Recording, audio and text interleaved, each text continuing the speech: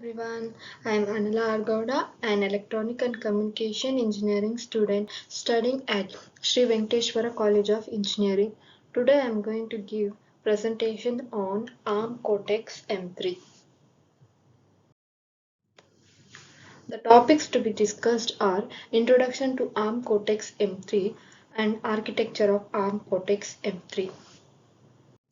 First, we will move on to the introduction to ARM Cortex-M3. Here, the Cortex-M3 is a processor based on the ARM v7M architecture, has a hierarchical structures.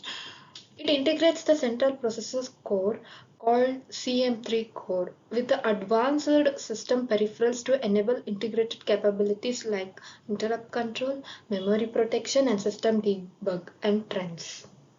The Cortex-M3 is a 32-bit processor. It has 32-bit data path and 32-bit register bank and 32-bit memory interfaces. The Cortex-M3 offers many new features including thumb to instruction set and very low power consumption, low interrupt, latency, etc.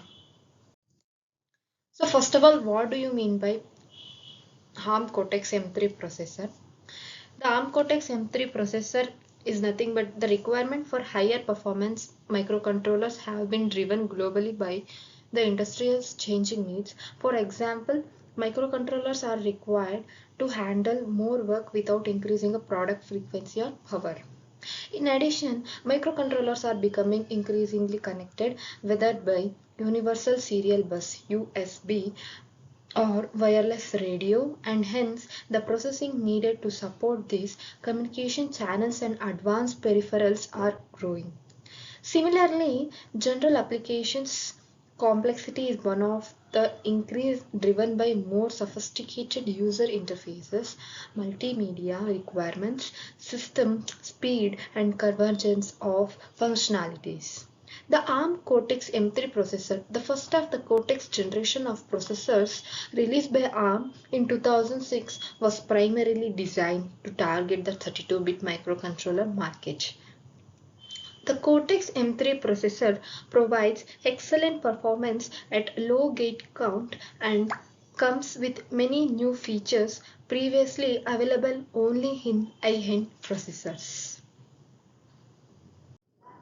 This represents the architecture of ARM Cortex-M3 processors. So it consists of interrupt controller, instruction fetch unit, decoder, register bank, ALU, trace interface, debug system, trace, instruction bus, memory protection unit, data bus interconnect, debug interface, code memory, memory system and peripherals, private peripherals, and optional.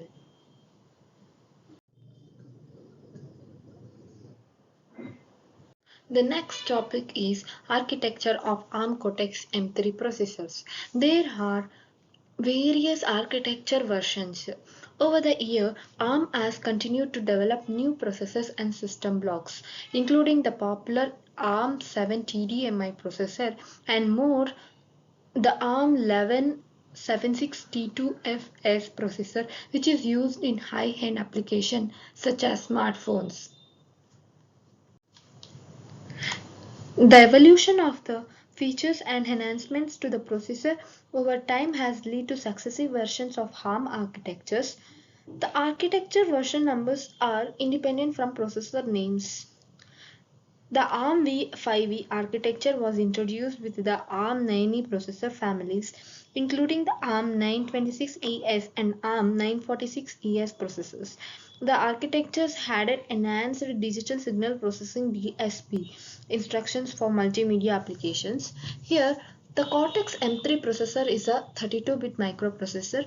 It has 32-bit data bus, a 32-bit register bank, and 32-bit memory interfaces. The processor has a Harvard architecture, which means that it has a separate instruction bus and data bus. This allows instruction and data access to take place at the same time. And as a result of this, the performance of the processor increases because data access do not affect the instruction pipeline. This features results in multiple bus interfaces on Cortex-M3, each with optimized usage and the ability to be used simultaneously. The Cortex-M3 offers many new features including the ARM2 instruction set and very low power consumption, low interrupt latency, etc. The LPC1768 is a microcontroller belongs to Cortex-M3 core. The processor consists of Harvard architecture, which means it has separate instruction bus and data bus. This allows instruction and data access to take place at the same time, which results in higher performance. However, the instruction and data bus share same memory for complex applications where more memory is needed.